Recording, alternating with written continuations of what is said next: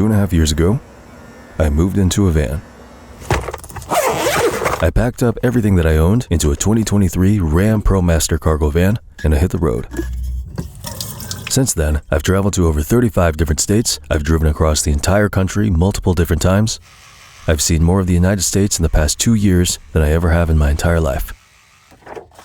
To celebrate this milestone, I've decided that I'm going to be retracing my entire journey and revisiting all the states that I went to alongside some new ones. We're going to start in southern Nevada and then make our way towards Texas, Louisiana, Kansas, the Midwest, and finally, Wyoming. Throughout each location, I'm going to be explaining every single thing that I went through, all the pros, all the cons, all the positives, all the negatives, all the challenges, and all the solutions. If you're thinking about doing this yourself, or you're just curious about the lifestyle, this video is for you.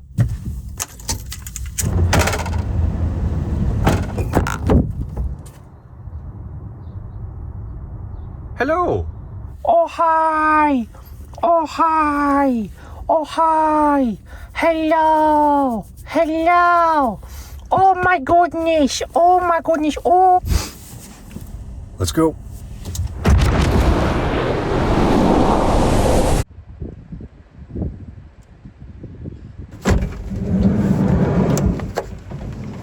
So the first place I ever camped out at was a wilderness area called Wee Thump, which was located about an hour south of Las Vegas. The reason why I went there was because I wanted to experience that quintessential van life picture. You know, the one where it's like you have a person in a van and outside the van is just nature. And I think it's because it poses a very interesting question, which is like, what happens when you're able to just transport your home into a bunch of different areas that normally you would never have your home in? And to be honest, the experience was pretty fucking cool. Think of the last time that you went on a hike, right? Think of that place, and then now picture it outside of your room. Now imagine you walking outside of your room, and then you're just sort of there. It's a very weird feeling that I can't really compare to anything. I don't know if you've ever seen those like modern Joshua Tree houses, but it kind of is the same, where you have literally everything you need and maximum convenience in a location that normally is maximally inconvenient. Regardless, the van life experience is definitely legit.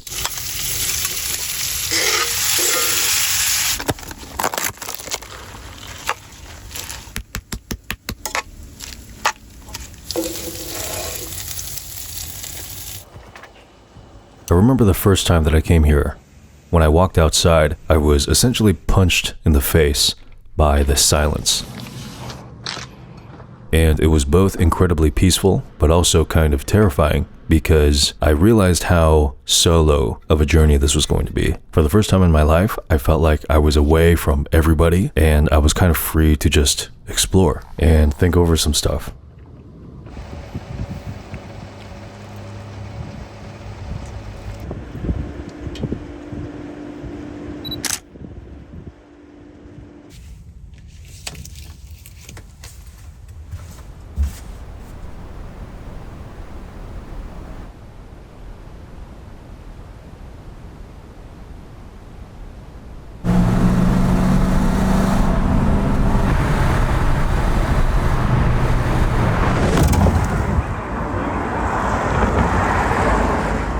Welcome to Austin. Austin, Texas was technically the first place I ever traveled to. The reason why I came here is because I wanted to experience the second major benefit that I heard about in regards to van life, which is complete freedom. And here's what I mean. So you know how normally when you travel, the event in your mind exists as a very big decision, meaning you have to plan very much so ahead of time for it. This is not the case with van life. You can now choose where to travel the exact same way you would choose where you want to eat dinner. Literally 2 days ago, I was in Las Vegas, Nevada, and now I'm literally 3 states over, going horseback riding, walking around downtown, eating authentic Texas barbecue, and I'm on a fucking boat. And keep in mind, I did all of this in literally 1 day. And now I can basically just stay here as long as I want, so long as I'm able to find a place to stealth camp. Now, what exactly is stealth camping?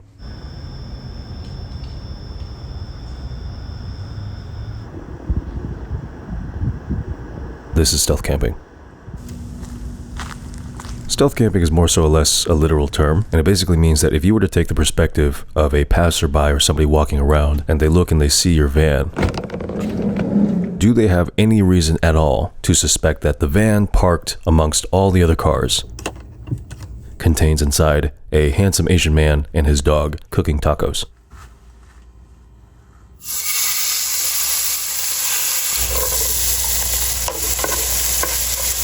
One of the questions I most commonly get is like, when you cook in the van, does it just smell like what you cooked for the next several weeks because you're in such a closed space? And to be honest, no, not really.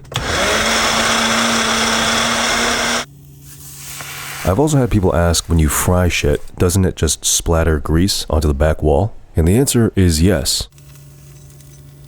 But unless you plan on using those splatter screens on every single pan, there's really no way around it, so fuck it, whatever. By the way, this part right here is my favorite part about van life. It's really just so fucking cozy. There's something about being in a small, contained space that shields you from the outside world, whilst simultaneously enjoying things that relax you. It just makes you feel so comfortable. It's really hard to explain.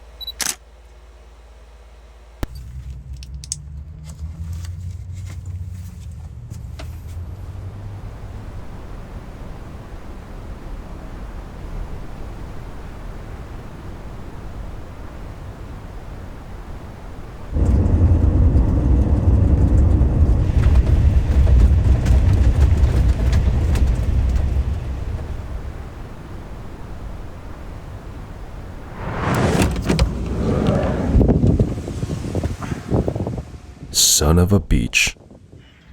The third place I visited was an area in the southwest part of Louisiana called Cameron Parish. It was one of the most humid places I've ever been. There was an insane amount of wildlife everywhere. It was my first time seeing alligators as roadkill, so that was kind of interesting. It also had the highest concentration of bugs I've ever seen in any location ever. I came here to camp at this place called Rutherford Beach, which is basically a giant coastal beach that people are allowed to camp on. This location was where I experienced my first major negative memory of van life. When I came here a couple of years ago, I ventured out into an area on the beach in which the sand was a little bit too soft, and I ended up getting stuck. Now luckily this was not a big deal because the entire beach was just filled with 4x4s and F-150s, and the people of Louisiana are extraordinarily nice. So I only spent maybe 30 seconds trying to dig myself out before somebody offered to help. But that's not the point. The point is, it wasn't my car that was stuck in the sand. It was my home that was stuck in the sand. It was my kitchen that was stuck. It was my bed that was stuck. All of my things were stuck. It was very clear to me at that moment that this entire lifestyle was essentially just one big risk. And I'm going to be completely honest, while this lifestyle is obviously amazing in many ways, it's also extremely challenging. Everybody kind of already knows the main issues. For example, showering can now only be done at gyms. You have to constantly monitor how much water you're using, and you have to know a place where you can refill and dump it out. This makes doing the dishes a complete pain in the ass. Throwing away garbage, also a pain in the ass. Amazon, pain in the ass. Pooping, a pain in the ass. And again, that's just the well-known stuff. There are so many small problems that come up. For example, anytime I buy groceries, I have to buy the smallest version of everything because of pantry space. Space in general is tight. Anything that is big immediately takes up like 10% of the walking space. Dangerous weather is a thing.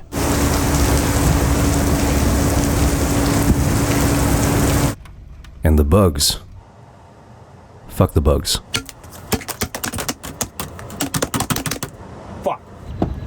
Also, as it turns out, vehicles tend to do this thing as you drive them called have problems. Check engine light in the middle of nowhere, not good. Broken tire pressure gauge system, not good. Door jamming, not good. Stupid ass car alarm going off for no reason, not good. But you know what is good? My balls.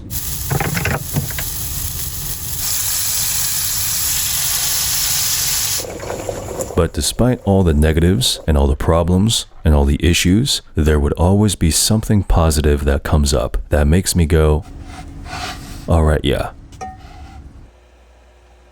This is pretty cool.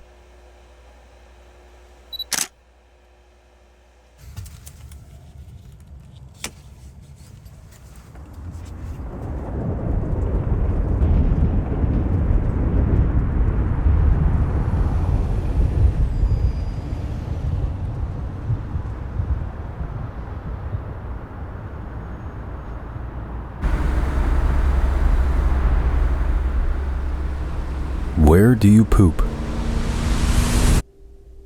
Where do you poop? Where do you poop though? Where do you poop these tacos out in your van? Where is he pooping? Come on. Where do you go toilet? Do you crap in a car or in a bush? I'm going to be answering this question alongside all the other commonly asked questions in this section, such as what do I do for work? How much do I spend roughly in a month? And generally speaking, what does the most authentic average day look like? It took me about 3 or 4 months before I really got into a routine, so keep that in mind. I also have a dog now, unlike before.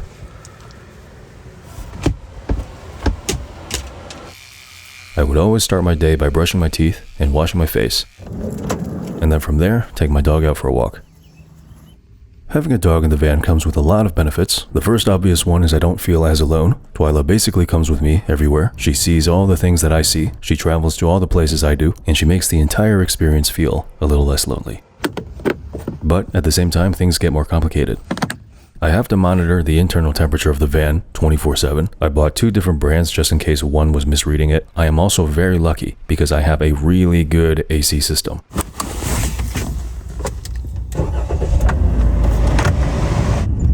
From here, I would drive to an area where I could do some work. I realized that if I can mentally compartmentalize work away from the van, I can still kind of establish a little bit of a routine. The reason why having a routine in a van is so hard is because your resources are all limited. For example, if I use my laptop too many days in a row, I'll be on track to run out of power. So rather than working inside the van, I would constantly work in coffee shops. Now obviously this begs the question, what do I do for work? For me personally, I'm sure it comes to no surprise, but my background is in entertainment. Right now I am the head of post-production for a big YouTube channel. I would usually work for about 6 to 10 hours at once. Luckily my work days are very flexible, so that obviously helps. As I pack up here, I'm going to touch on the last part of money, which is what do my expenses look like per month. Rent, 0. Car payment, 0. Laundry, $20. Internet, $165. Food, anywhere from $500 to $1,000. Verizon, $100. Car insurance, $120. Gas, anywhere from $150 to $700. Gym memberships, $200. Water, dump, miscellaneous, $150. Mailbox, $20. Total expenses per month, anywhere from $1,500 to $2,500. Hi, I'm back. After work, I would head to the second most important location. Before van life, the gym was relatively important. During van life, the gym is essential, not just for exercise, obviously, but because the gym is now the only place I could get a shower. And let me tell you something, when I would find a private shower in a gym, holy fuck, it was like finding an oasis in a desert. So I ended up making this shower bag where I basically stuffed a bunch of my hygiene essentials inside. This made it way easier to bring all of my shower stuff to and from the van.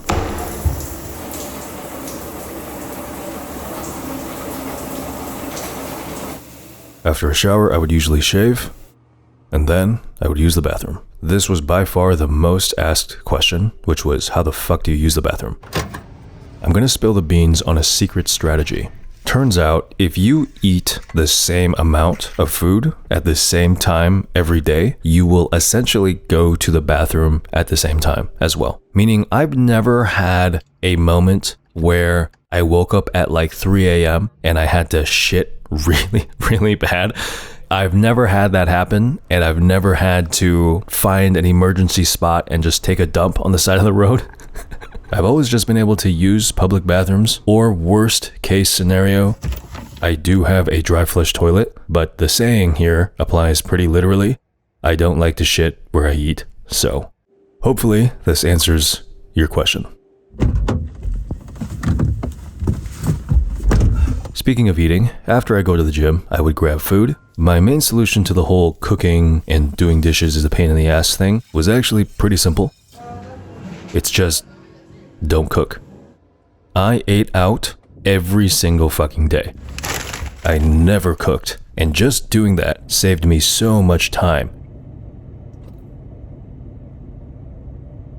After eating, there was a few things that I could choose to do. I could tidy up the van, I could run errands, I could do some more work, or, and this was my favorite, I could get a 24/7 co-working space. It was really nice because almost always at night, nobody would be using it except me. From there, all I had to do was walk my dog, find a place to camp, get ready for bed, brush my teeth, do some journaling, and then go to sleep.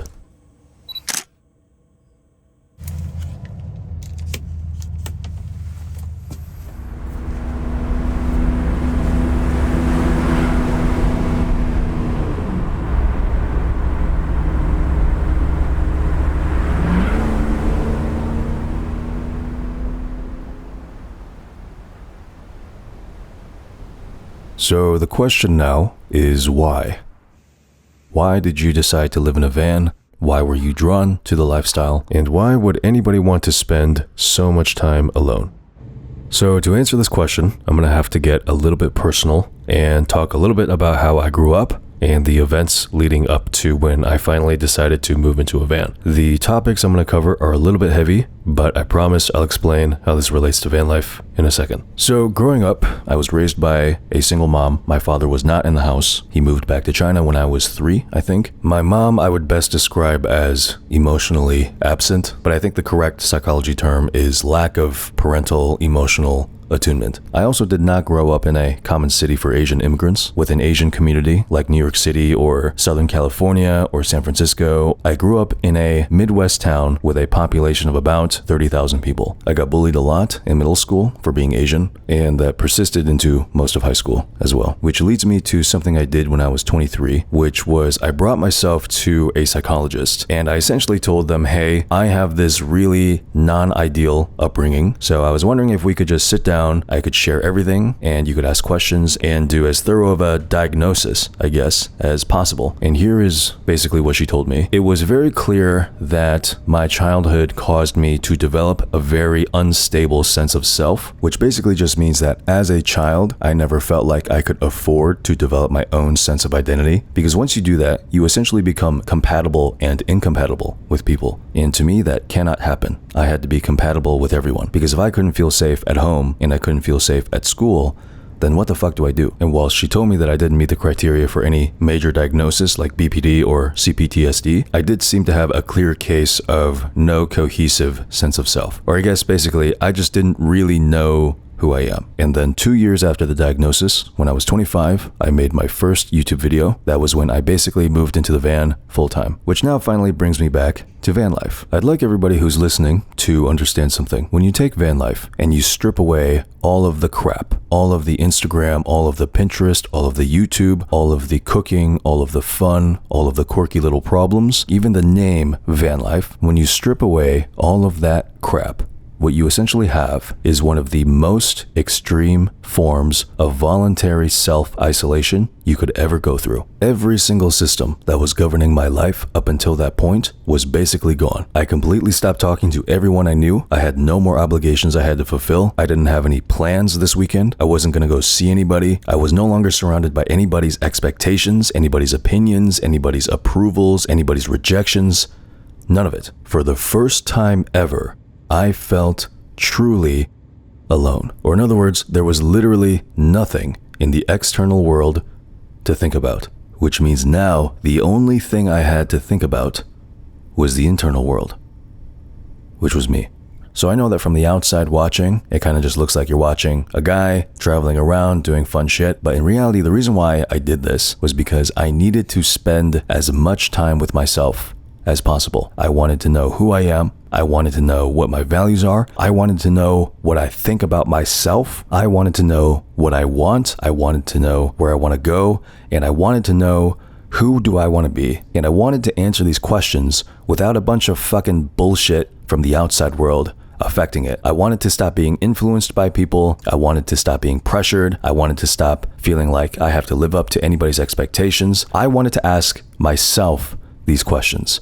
What do I think? What do I want to do? And I promised myself I was going to live in this van for as long as it took before I finally felt like I got a true answer to those questions. So that's what happened. That's why I did this. And I think van life, despite the, Instagrammy name, played a pivotal role in helping me do that.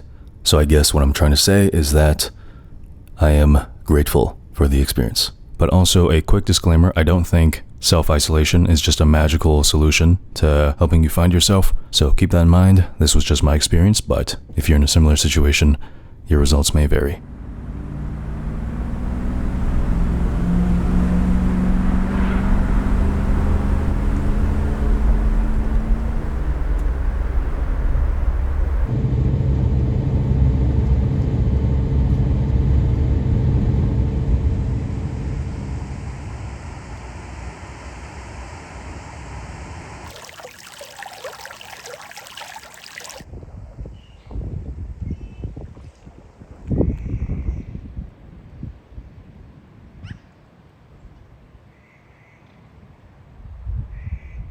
Welcome to Wyoming. After about 9 months of living on the road, I eventually found myself at a ranch in a town called Dubois.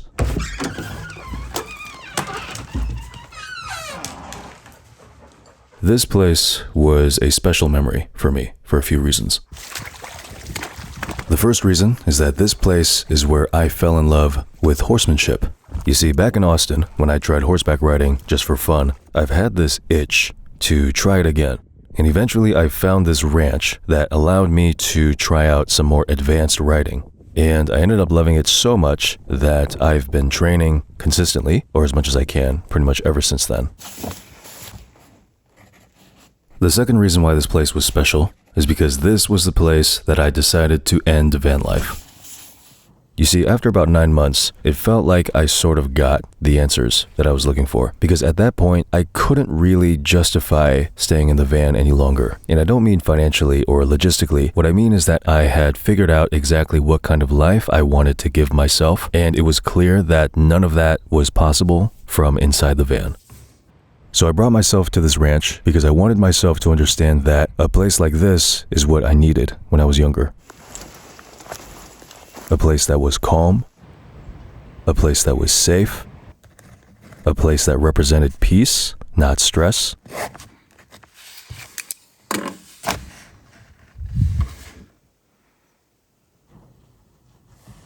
But then I came to a second realization. While this place may be what my younger self needed, it's not what I need. There's one thing I still have in common with my younger self. And that's I still have aspirations, I still have goals, I still have things that I want to do and try to achieve. But the thing is, back then, my younger self didn't feel like he was good enough. He didn't feel worthy, he didn't feel he deserved it, and he didn't think the risk was worth it. But if there's one thing that I learned from this experience, it's that while it's true that life does not owe me anything, I am not entitled to anything, I'm not entitled to success, I can't be guaranteed success. There's no guarantee that I won't fail. But whether or not I deserved it, whether or not I deserved to try, I realized that's not up for the world to decide. That's up to me. And I say I do.